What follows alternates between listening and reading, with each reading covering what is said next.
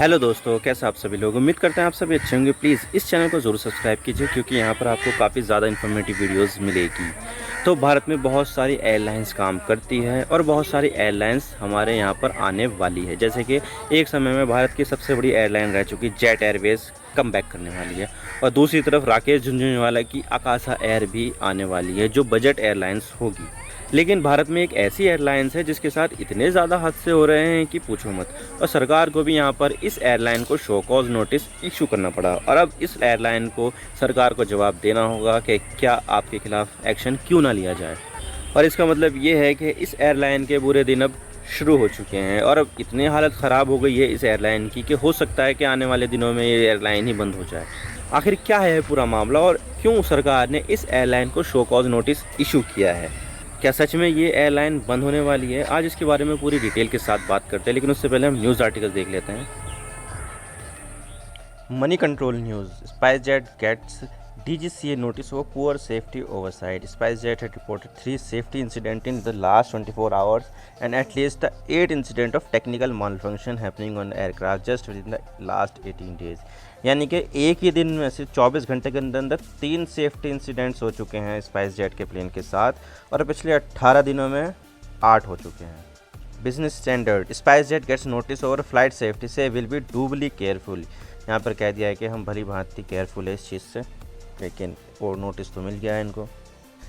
तो यहाँ पर directorate general of civil aviation, जिसे हम DGCA कहते हैं, उसने यहाँ पर लो कॉस्ट एयरलाइन स्पाइसजेट को शो कॉज नोटिस इशू किया है क्योंकि यहाँ पर बहुत ही ज़्यादा सेफ्टी से रिलेटेड इंसिडेंट्स हो रहे थे इसके साथ। और इस शो कॉज नोटिस में DGCA ने कहा कि 1 अप्रैल से अब तक स्पाइसजेट में बहुत सारे सेफ्टी इंसिडेंट हुए जिसे हमने रिव्यू किया, और हमने ये पाया है कि स्पाइसजेट की सेफ्टी बहुत ही पुअर क्वालिटी की है और बेहद ही ख़राब मेंटेनेंस भी किया हुआ है, जिसकी वजह से यहाँ पर सेफ्टी की भी कमी देखने को मिल रही है। अब ये नोटिस तो स्पाइसजेट को मिल गया, इसके जवाब में स्पाइसजेट के CMD ने भी यहाँ पर स्टेटमेंट दिया है, वो मैं आपको दिखा देता हूँ। उन्होंने बोला है कि कोई भी फ़्लाइट को टेक ऑफ करने से पहले फ़्लाइट को भली भांति देखा जाता है और प्लेन का इंस्पेक्शन किया जाता है। और उन्होंने आगे ये भी कहा है कि जो इंसिडेंट हो रहे हैं वो काफ़ी छोटे हैं इंसिडेंट हैं, और ऐसे हादसे तो एयरलाइन के साथ होते ही रहते हैं। अगर DGCA को लगता है कि यहाँ पर कुछ गड़बड़ी है तो यहाँ पर ठीक करेंगे हम उसको। तो इन्होंने तो ये कह दिया है कि बहुत ही छोटे मोटे हादसे हैं। छोटे हादसे लगते हैं आपको? तो क्या है ये सच में छोटे हादसे हैं जिसकी बात स्पाइसजेट के CMD अजय सिंह कर रहे हैं? चलिए देख लेते हैं कि हादसे कितने छोटे हैं और कितने बड़े हैं, क्या इन्हें गंभीरता से लेना चाहिए या नहीं। तो सिर्फ ट्यूसडे के दिन ही स्पाइसजेट से रिलेटेड 3 हादसे हो चुके हैं। पहला हादसा है स्पाइसजेट की एक फ़्लाइट दिल्ली से दुबई जा रही थी। इसमें बोइंग 737 मैक्स एयरक्राफ्ट था, लेकिन जब ये हवा में था तो तब कॉकपिट में मौजूद इंडिकेटर, जो फ्यूल इंडिकेटर था, उसमें लाइट नहीं चल रही थी, उसमें प्रॉब्लम आ गई थी, जिससे फ़्लाइट को कराची एयरपोर्ट पर इमरजेंसी में उतरना पड़ा।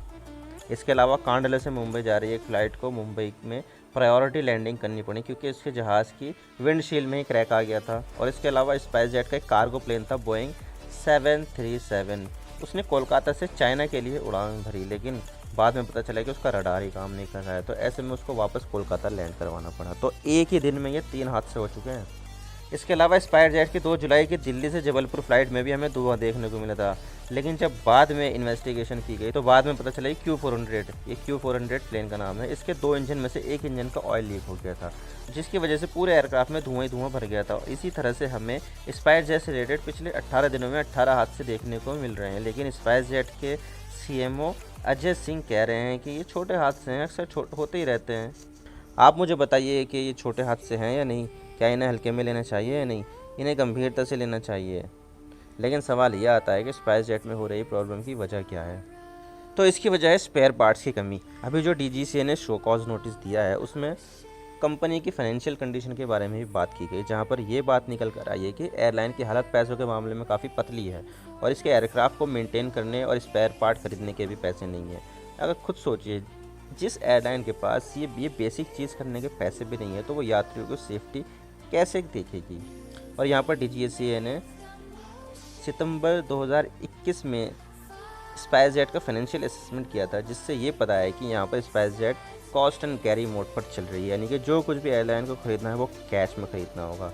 और इस एयरलाइन के लिए सप्लायर और वेंडर ने उधारी बंद कर दी है, उधार नहीं मिलेगा इसको सामान, क्योंकि इन्होंने टाइम पर पेमेंट ही नहीं किया था उनको। और अगर हम स्पाइसजेट के फाइनेंशियल्स को देखें तो यहाँ पर जहाँ 2020-21 के फाइनेंशियल ईयर में स्पाइसजेट को 1028 करोड़ का नुकसान हुआ, तो वहीं 2021-22 के फाइनेंशियल ईयर के शुरू के 3 महीनों में ही 1259 करोड़ रुपए का नुकसान हो चुका है। 2021-22 के चौथे क्वार्टर का डेटा अभी शो ही नहीं किया है, सिर्फ 3 क्वार्टर का डेटा आया है, जिसने पिछले साल के ही नुकसान को और ज़्यादा बढ़ाया है। तो आप सोच सकते हैं कि आगे क्या होगा, जिसे देखकर अब मुझे लग रहा है कि ये जो घाटा 2020-21 में 1028 करोड़ का हुआ था, तो वहीं 2021-22 में ये बढ़कर 1500 के पार ही हो जाएगा। और अब स्पाइसजेट कंपनी की समस्या को देखते हुए तो सिर्फ यही कह सकते हैं कि स्पाइसजेट पूरी तरह से मुश्किलों से घिर चुकी है। उसके पास स्पेयर पार्ट खरीदने के भी पैसे नहीं हैं। पिछले काफ़ी सालों में स्पाइसजेट लगातार नुकसान उठा रही है और अब स्पाइसजेट की पुअर मेंटेनेंस के कारण पिछले 18 दिन में 8 हादसे हो चुके हैं और इन हादसों के कारण स्पाइसजेट पर लोगों का भरोसा बहुत कम हो गया है, जिसकी वजह से यात्री भी स्पाइसजेट से दूरी बना लेंगे। नहीं खरीदेंगे टिकट तो कहाँ से वो फिर अपना जो कॉस्ट है वो निकाल के आएगी। तो ये सब चीज़ें देखकर तो ऐसे लग रहा है कि स्पाइसजेट का ऑपरेशन ज़्यादा लंबा समय तक नहीं चलने वाला है।